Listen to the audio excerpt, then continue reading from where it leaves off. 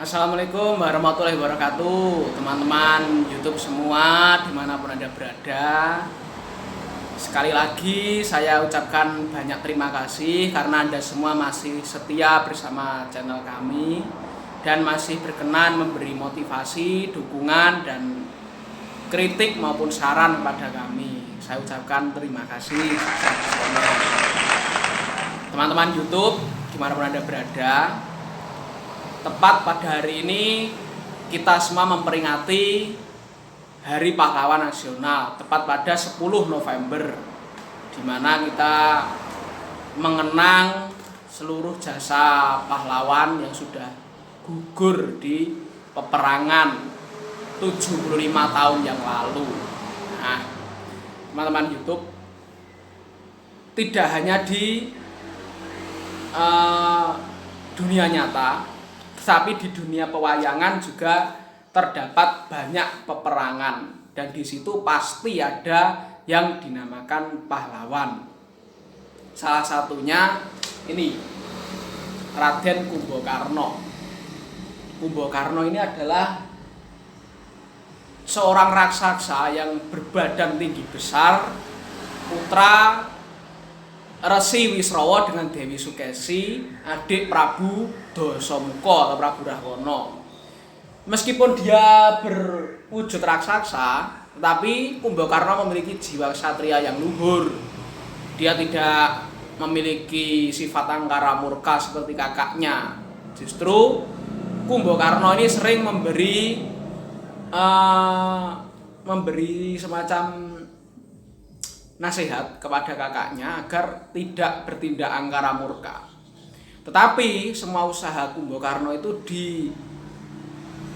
tidak didengarkan oleh Prabu Dasamuka, dan sedikit kecewa sebenarnya Kumbakarna karena nasihat yang dia berikan tidak didengarkan oleh kakaknya, sehingga Prabu Dasamuka tetap saja mengumbar angkara murka.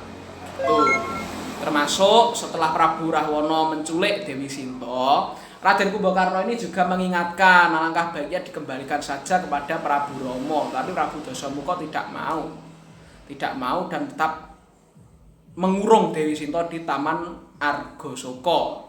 Begitu. Karena merasa jengkel, merasa sudah tidak nyaman lagi di Ngalengka, Raden Kumbakarna ini memilih pergi ke Gunung Gohkarna.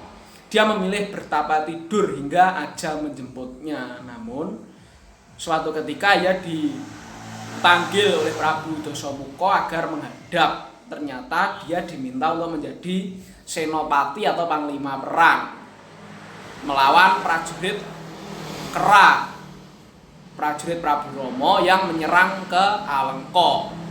Gitu. Sebenarnya Raden Kumbakarna tidak mau. Tetapi berhubung kerajaan Alengka waktu itu sudah rusak parah, sudah berantakan tidak karuan, dan banyak saudara-saudara Raden Kumbakarna seperti Dewi Sarpakenaka, Patih Prahasta yang terhitung masih pamannya itu sudah gugur karena ulah para Kera, prajurit Prabu Rama. Dia mau atau bersedia menjadi senopati atau panglima perang. Tapi dia bersedia menjadi senopati, tidak membela angkara murka Prabu Dasamuka, tetapi dia membela tanah airnya atau bumi kelahirannya. Karena Raden Kumbakarna lahir di Ngalengka, proses tumbuh dewasa di Ngalengka, hidup juga di Alengka, maka dia ingin bahasa pedalangannya labuh negara terhadap kerajaan Ngalengka. Akhirnya dia maju ke medan peperangan melawan para kera-kera itu. Tetapi dia terkejut saat bertemu adiknya, yaitu Raden Gunawan Wibisana, yang pada waktu itu sudah menyatu dengan Prabu Rama untuk melawan Prabu Dasamuka. Akhirnya Raden Kumbakarna memutuskan dia memilih tewas atau memilih gugur di peperangan atas nama membela tanah air, tidak membela kakaknya. Karena jika dia menang, otomatis yang senang, yang bangga itu Prabu Dasamuka. Prabu Dasamuka merasa menang karena Kumbakarna juga menang mengalahkan prajurit kera-kera pimpinan Prabu Rama tadi. Begitu, akhirnya dia memilih untuk mati di peperangan menjadi pahlawan Ngalengka daripada dia hidup tetapi sedikit banyak secara tidak langsung dia sudah membela Prabu Dasamuka karena menang di pihak yang salah gitu. Jadi Raden Kumbakarna ini salah satu pahlawan yang membela tanah air Ngalengka-Diraja gitu. Selain itu, tokoh Kumbakarna ini juga dijadikan suri tauladan yang konsepnya terkenal dengan Serat Tripama. Serat Tripama itu adalah karangan Mangkunegara keempat. Itu Serat Tripama yang suri tauladan itu tidak hanya Raden Kumbakarna tetapi ada tiga. Ada tiga diantaranya Raden Sumantri.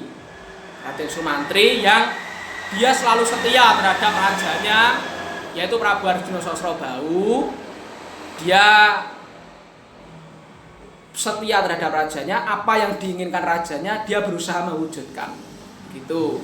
Jadi suri tauladannya adalah setia terhadap rajanya, yaitu Prabu Arjuna Sosrobau, raja di Maespati. Yang kedua Raden Kumbakarna ini yang sudah saya ceritakan tadi, dan yang terakhir adalah Adipati Karna atau Basukarna tuh di zaman Mahabharata. Suri tauladan yang dipetik dari Adipati Karna yaitu dia merasa berhutang budi terhadap Prabu Duryudana. Meskipun dia berada di pihak yang salah, tapi dalam hati Karna ia ingin membalas budi Prabu Duryudana yang sudah memberikan fasilitas hidupnya, yaitu memberikan sebagian wilayah Hastina yang bernama Ngawangga itu diberikan kepada Prabu Karna. Tuh. Jadi walaupun dia berada di pihak yang salah, Adipati Karna berusaha untuk membalas budi Prabu Duryudana meskipun dia harus gugur oleh Raden Arjuna. Kemudian Serat Tripama tadi dikarang atau ditulis oleh Mangkunegara keempat dengan membuat Sekar Macapat Dandang Gula. Sebenarnya ada banyak yang Sekar Macapatnya itu termasuk yang Raden Sumantri, Raden Kumbakarna dan Adipati Karna tadi. Tapi kali ini saya fokuskan pada tokoh Kumbakarna itu. Kurang lebih Macapat Dandang Gulanya seperti ini. Wonten malih tuladan prayogi satriya agung nagari Ngalengka Sang Kumbakarna namane turiku warna diyu suprandening gayuh utami do awit prang Ngalengka den nyodarbe atur mring raka amrih raharja Dasamuka tan kengguh ing atur yekti demung mungsuh wanara. Di sini menggambarkan ada lagi contoh atau suri tauladan yang baik, yaitu seorang satria tinggi besar, berpawakan tinggi besar dari Ngalengka bernama Kumbakarna. Walaupun dia berwujud raksasa, tetapi dia memiliki jiwa kesatria. Saat perang besar Ngalengka, dia memberi nasihat pada kakaknya, tetapi tidak digubris, tidak didengarkan oleh Prabu Dasamuka. Akhirnya dia perang melawan prajurit Prabu Rama. Yang kedua atau bait yang kedua, Kumbakarna kinen mangsa jurit mrengkang raka siratan lenggana nglungguhi kasatriyane ing tekadatan purun amung nyipta labuh nagari lan oleh yayah renom yang leluhuripun wis muktiane ngalengka mangke arsa rinusak ing bala kapi punagi mati ing rono. Di sini Kumbakarna maju ke peperangan melawan para kera-kera itu. Dia sebagai kesatria ingin mewujudkan jiwa kesatrianya dengan membela tanah air. Selain itu dia mengingat ayah ibunya yaitu Resi Wisrawa dan Dewi Sukesi, juga leluhur-leluhur Ngalengka, karena dia sudah hidup di Ngalengka, lahir di Ngalengka, setidaknya dia juga harus membela kerajaan Ngalengka. Begitu. Saya kira itu dulu yang bisa saya sampaikan, yaitu tentang hakikat Hari Pahlawan Nasional atau inti Hari Pahlawan Nasional di dunia pewayangan dengan digambarkan tokoh Raden Kumbakarna ini. Ada kurang lebihnya saya mohon maaf. Terima kasih. Wassalamualaikum warahmatullahi wabarakatuh.